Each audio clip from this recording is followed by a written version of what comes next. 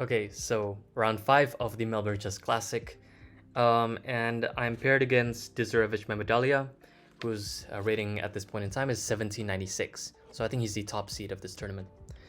And I knew that my opponent was a strong player, at least in the past, like in 20 years ago, he was like rated 2 to 170. But now I think because he's like not a young player anymore, his rating has dropped quite a bit. But I knew that I shouldn't underestimate this player. And so I prepared a lot actually for his openings, which I saw were mainly like the pairs, so e4, d6, and knight f6, g6, stuff like that. And also the Scandinavian. But so I spent a lot of time in that, but I was like kind of surprised in the opening or the end move one. So yeah. Also from the for the next videos covering this tournament and also my other tournament games from the next classical tournament that I will cover, I'm just gonna I have my score sheet here and I'll just input the moves manually, hopefully like without engine analysis beforehand, so I can like kind of talk about what I was thinking about during the game to make it like more genuine. But yeah, I do have a bit of analysis here. I'll reveal that because I still remember it, so it's not gonna be like too genuine, but I hope that it'll be better than just spitting out engine analysis. Anyways, I open up with e4, and my opponent surprised me with b6 because I didn't prepare this at all, but I was pleasantly surprised because I know the Owen's defense b6 here is not a very good opening. So d4, bishop e7, targeting the pawn, knight c3, e6, and then bishop d3. So this is the setup I want to go for, and my opponent plays bishop e4, so very logical, just pinning the knight. And black's plan in the Owen's defense is to typically put pressure on the center with knight f6, try to challenge the center this way while pinning the knight on c3. Actually, already like my notes already mentioned like bishop e3 as like the best move order, because it's like kind of, I mean, everyone knows this trick, but f5 is just is a really bad move because this looks like what black wants to do, with pressure on g2 and stuff like that, but it just doesn't work. This is very known.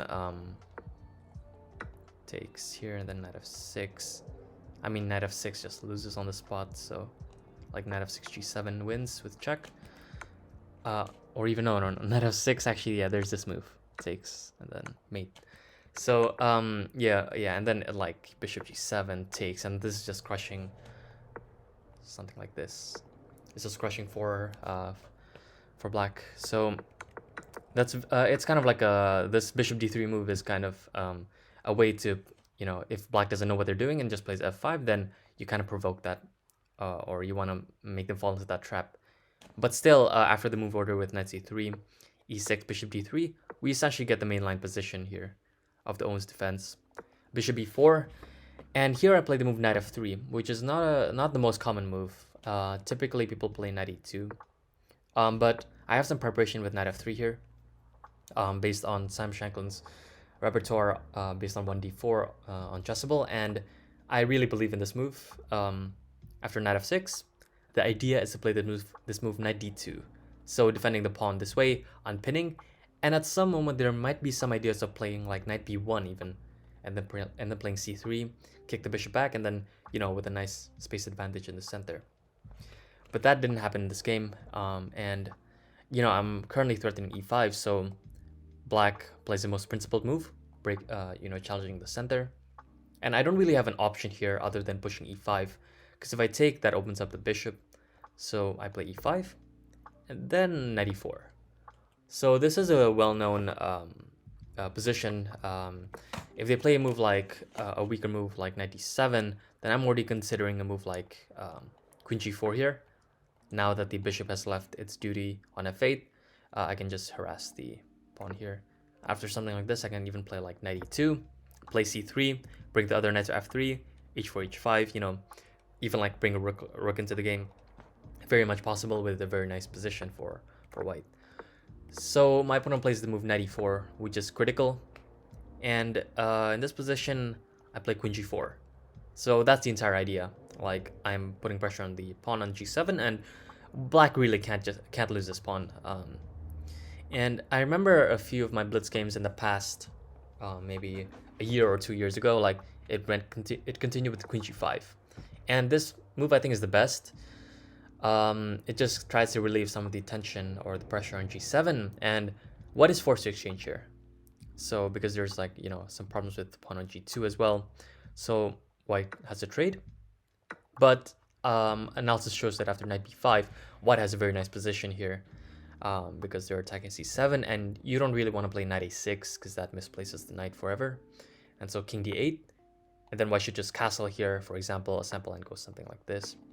And it looks like, black's position's okay. You challenge the center, but after takes, move like knight a4 here is really strong, with a3 coming next to destabilize the center. Yes, and there's some like weak dark squares here, namely b6 and c5, and also d6. So yeah, white has a really nice position there. But my opponent didn't go for queen g5. After queen g4, they played the move g6, which already, this shows that something terribly wrong has happened, because you don't really want to weaken your dark squares like this. And concretely, for the meantime, it loses a pawn. So I play the move knight c takes e4, and for d takes e4. Now if I play bishop takes e4, then there's the move bishop d2, and then they can take on d4, and then I think I'm just worse here actually. E4 is loose, and I don't really want to play a move like f3 because b2 drops. It's a very messy position. So yeah. That didn't happen. After knight c takes e4, d takes e4, I play this move bishop b5 check. And I thought this was just winning a clean pawn, and for now it is. So if they play knight c6, then I can safely take on e4, or even like include c3 first, and then take on e4 with the knight even. With the bishop's opened up now with bishop h6 ideas. Very nice position. So yeah, after bishop b5, they have to play c6, and now I can take on e4, making use of this pin. Now I was considering this position. Should I had in mind like this idea of I think playing castles here, or no, c6, after queen takes e4. Yeah, this doesn't exactly win a pawn immediately. I think that I was considering castles here. No, c3. Hold on, I need to think about what I was calculating. Yeah, okay, the point is that queen takes e4 doesn't exactly win a pawn, because they have this move queen d7, and now they're defending the bishop. And then I go back with bishop d3, and then they have this move c5. And the point is that now they're attacking the pawn twice, and also attacking my queen, so I need to drop back queen e2. I don't really mind the opening up of the g file, because later I get a tempo on the bishop, and I can take on c5 next. So they take on d4.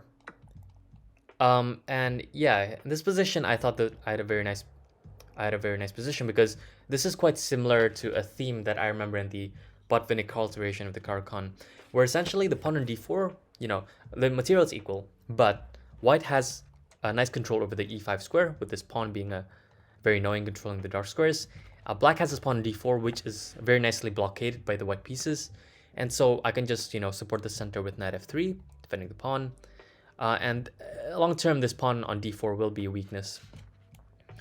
Also, I think I was considering something else. I think the computer says here, instead of bishop e5, no, it was this one, yeah, bishop e5, c6.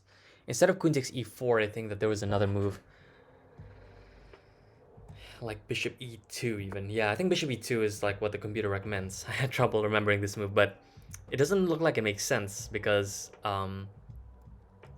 okay, first off, they can't take on d4 because of c3 winning the piece. Okay, yeah, now I remember. But they have this move bishop takes d2, and after bishop takes d2, queen takes d4.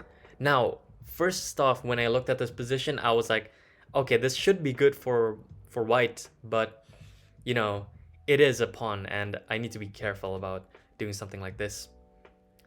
But it turns out after move like castling long, they can't take on e5 because of bishop c3, and then knight d7, I have this very strong move, queen h4, which I didn't see during the game, cutting off the king, and I think the computer gives us something like +5, which is very, like, this is just decisive, which is quite surprising. But yeah, the weaknesses in black's position is just gives white too much. But I just saw the straightforward plan of just playing like after c6, queen takes e4, and I thought, you know, they have queen d7, but I think I just play c3 or queen d7, bishop d3, obviously dropping the bishop back, not getting it, you know, taken. After c5, queen e2 takes, and then here I just castle. So I'm not really afraid of this long diagonal because, you know, I can just play knight f3 next, and as long as I'm not getting attacked on the king side here with some, you know, g5 advance, h5, stuff like that, then I should be good. But I just saw that that plan was kind of slow, so I was very confident about this position. And after castles, my opponent plays knight c6, and I continue with the plan, knight f3, defending the pawn. And now my opponent plays bishop e7. So instead of knight f3, I could also play knight e4, but this is less clear because even though I'm threatening knight f6 now, they can play bishop e7 to cover that square. And if I play a move like bishop f4, then they have knight b4. And I really don't want to lose my bishop here, which is nicely blockading the pawn in d4. So that's what I wanted to avoid. So I play knight f3, and now after they play bishop e7, I have time to play a3.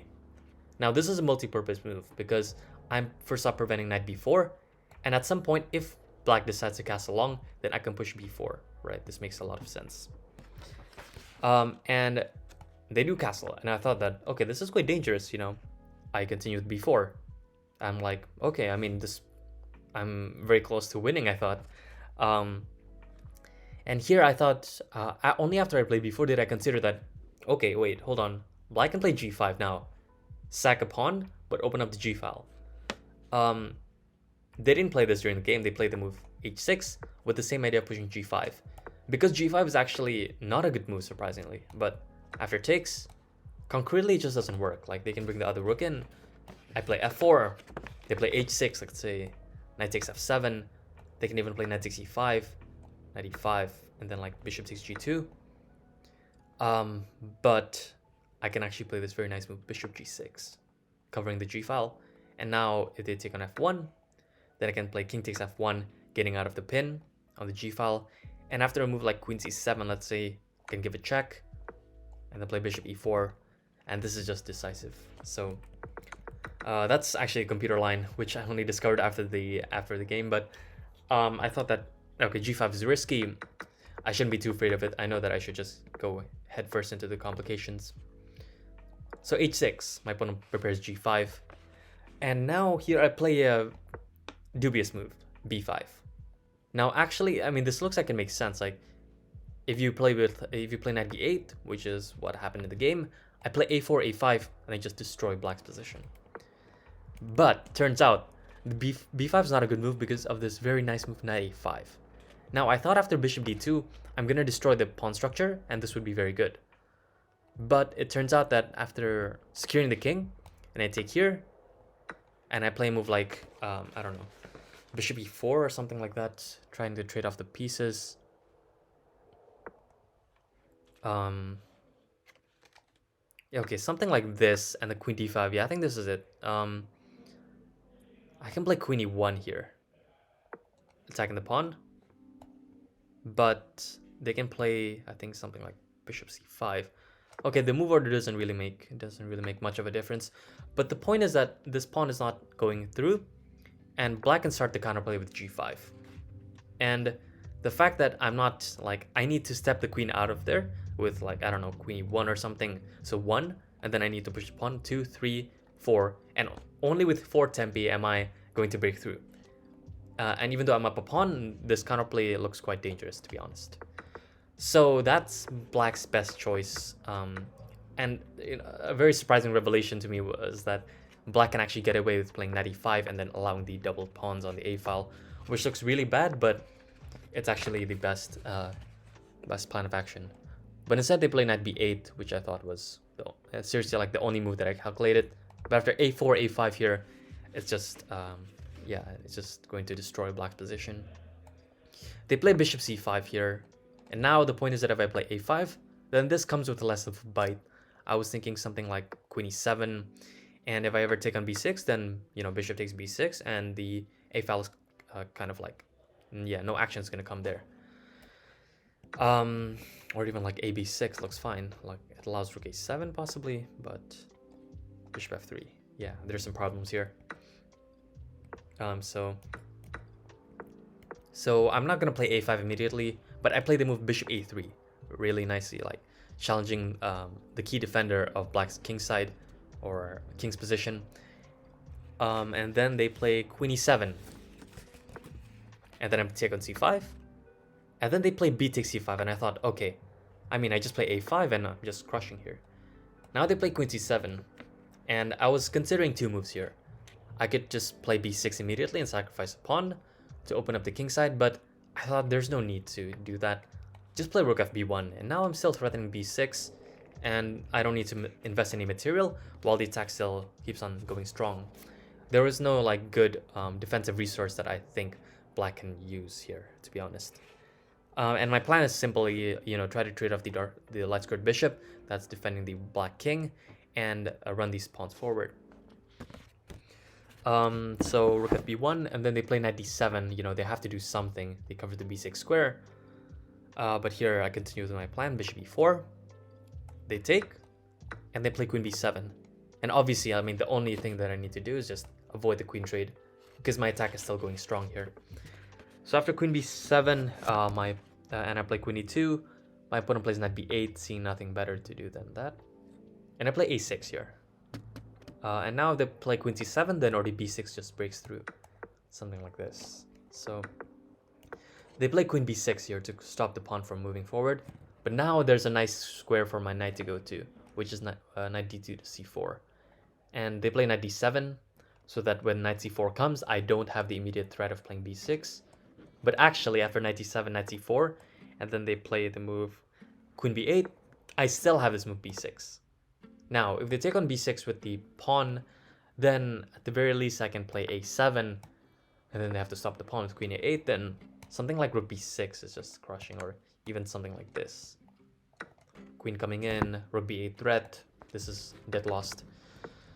So they take with the knight, and then I have this killer blow, rook takes b6. Now again, if they take on here, then I play a7, then I win the queen. So they can't take back, and they're just down a piece now. They play queen c7, I play rook b7, defending it. Now I'm just up a piece, actually. And after queen c6 and knight d6 check, my opponent just resigns, seeing nothing better. Like, there's no shot that they're escaping this. This is forced, and then I'm just, you know, winning everything. Or even, like, yeah, you know, be a bit sadistic here. And just keep the pressure going. You know, this is, like, dead lost. So after knight d6 check, my opponent just resigns, and a very smooth victory in this 5th round game. So I'm very happy about this. The only moment that I think I could have, okay, the two moments that I could have improved on are, firstly, is to consider not taking on e4, but playing this move bishop e2, which the computer sees as best. You know, like they take here, and then take here, and then castles, and then knight d7, queen h4. This one is a very important line to know, but so it kind of shows like my fault in evaluation. My evaluation isn't perfect, and so yeah, that's what I could improve on. And secondly is this moment when I played the move b5. No, not this one. When they play h6, the main move, and then b5 here. I really shouldn't have played b5. Yeah, I'm not sure what I should have done. Maybe just play like bishop d2 first, or build up the pressure. Bishop e2 or like bishop e4 even makes some sense. So yeah, something like this. I don't know. It would have been better. So yeah, that concludes this game. Thanks so much for watching. I'm sorry if it seemed like at some moments I just kind of forgot my analysis, because I did. But I hope this kind of more genuine thing, you know, it helps me look at my games, you know, from an actual like tournament player, not just like engine analysis point of view. And I hope it's also interesting to you as a viewer. So thanks so much for watching. I'll see you guys next time. Bye.